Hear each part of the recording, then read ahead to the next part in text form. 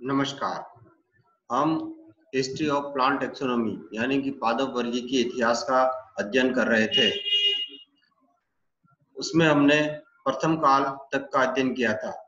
अब हम आते हैं द्वितीय काल या सेकंड पीरियड के ऊपर। ये सेकंड पीरियड है। इसमें एक बहुत ही महत्वपूर्ण वैज्ञानिक का नाम है कैरोलस लिनियस। इनका कार्यकाल था 1707 से 1778 तक। इस काल में पौधों के अभिनिर्धारण हेतु बनाई गई वर्गीकरण की पद्धतियों का काल कहा जाता है। सेकंड पीरियड को इस काल में पौधों के अभिनिर्धारण हेतु बनाई गई वर्गीकरण की पद्धतियों का काल कहा जाता है। इस काल में कैरोलस लिनियस, ये नाम है कैरोलस लिनियस, बहुत महत्वपूर्ण नाम है, इसको याद रखना है। कैरोलस लिनियस जैसे वर्गीकी विशेषज्ञ का जन्म हुआ, जिसे वर्गीकी वनस्पति विज्ञान का जनक कहा जाता है। ये फादर ऑफ सिस्टमेटिक बॉटनी कहा जाता है। कैरोलस लिनियस को फादर ऑफ सिस्टमेटिक बॉटनी कहा जाता है।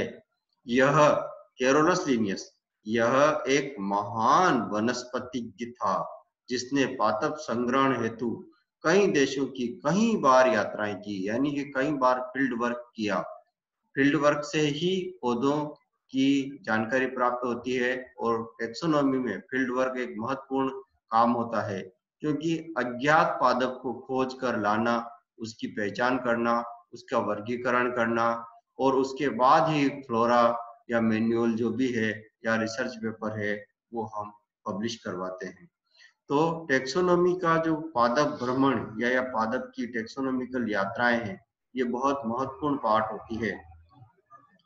अच्छा, लिनियस द्वारा प्रस्तुत पादप वर्गीकरण पद्धति को कृत्रिम या आर्टिफिशियल मानते हैं, क्योंकि यह मुख्यतः केवल पुंकेसरों की संख्या के आधार पर था तथा आगे पुंकेसरों व अंडकों के लक्षणों पर आधारित था, जैसे मोनोएंड्रिया, डायएंड्रिया, ट्राइएंड्रिया, इस तरह के इन्होंने ऑर्डर बनाए थे। तो आप लोगों को ये याद रखना है कि कैरोलस लिनियस को दीवनाम पद्धति का जनक भी माना जाता है, लेकिन कैरोलस लिनियस ने दीवनाम पद्धति को ज्यादा काम में लिया था, उसको ज्यादा एक्सपेंशन किया था, जबकि दीवनाम पद्धति को सबसे सर्वप्रथम गेस्पार्ड बोइन ने पाइनेक्स नामक एक पुस्तक में प्रकाशित किया था, जिसमें पौधों के नाम दो भागों में विभाजित किए थे, जैसे जीनस नेम अलग और स्पीशीज नेम अलग अलग दिए थे।